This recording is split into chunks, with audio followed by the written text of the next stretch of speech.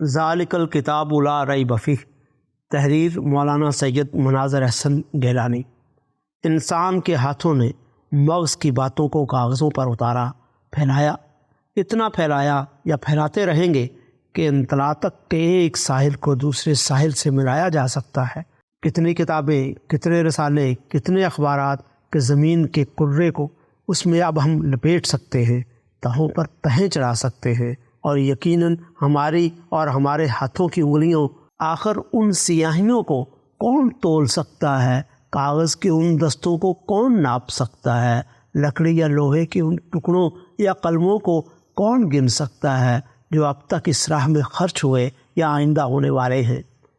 لیکن جس نے لکھا اور جس کے لیے لکھا، ان میں کون ہے جس نے یقین کے ساتھ ان کو لکھایا، یقین کے ساتھ ان کو پڑھا؟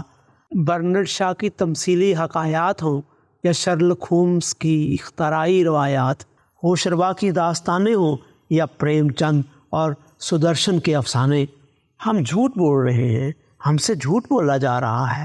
کیا لکھنے والے اور پڑھنے والے دونوں اس یقین کے سوا اپنے اندر کوئی اور یقین رکھتے ہیں؟ کیا داغ کا قدم اگر سچ کی چٹانوں پر نہ تھا تو تم سے کس نے کہا کہ مسٹر شیکسپیئر کی ٹانگیں بھی ہوا کے سوا کسی اور چیز پر قائم تھیں؟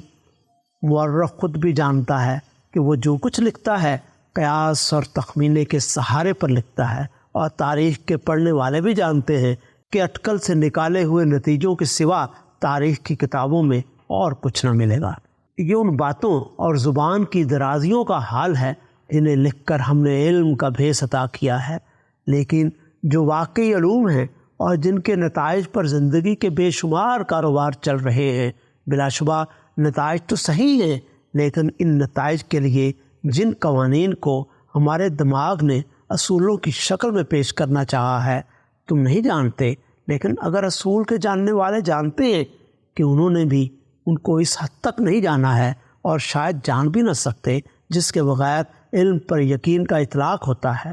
اس غبی اور غیر فلسفی دماغ کو کون فلسفی کہہ سکتا ہے جو اپنی فلسفیانہ کوششوں میں شک اور ارتیاب، تذبذب اور دبدھا کے خارستانوں تک نہ پہنچ گیا ہو؟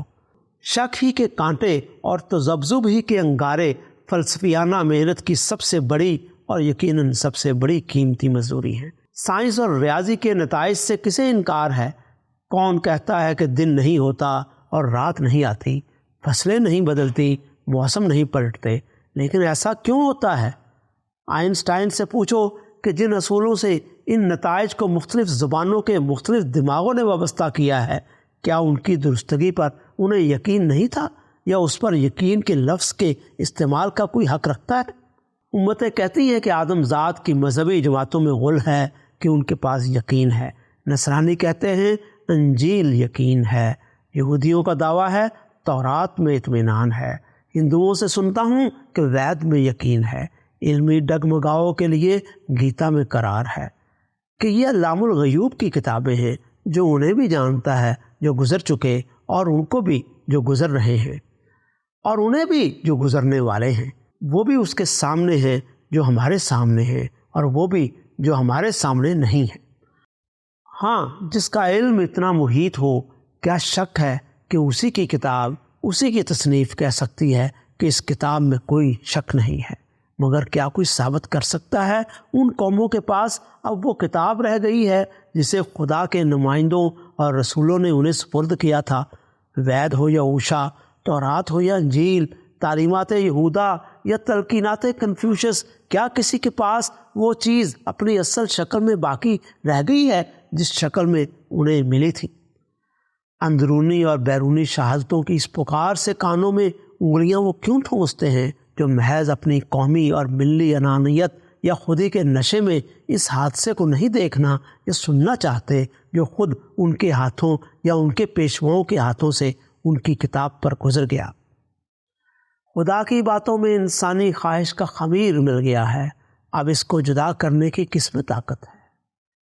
بس اب برٹش میوزیم کی طویل الذیل الماریوں، پیرس اور نیو یارک کے عظیم الشان لائبریریوں، برلن اور ویانا کے لکو دک کتب خانوں، ہاں مشرق و مغرب کے سارے کتابی ذخیروں کے درمیان زمین کے چہرے پر اگر ذالک الکتاب لا ریب فیہ کا دعویٰ کسی کتاب کے متعلق کہا جا سکتا ہے تو وہ صرف وہی کتاب ہے جو شاید ہر مسلمان کے گھر میں ہے لیکن اب کسی کے اندر نہیں، الا ماشاء اللہ۔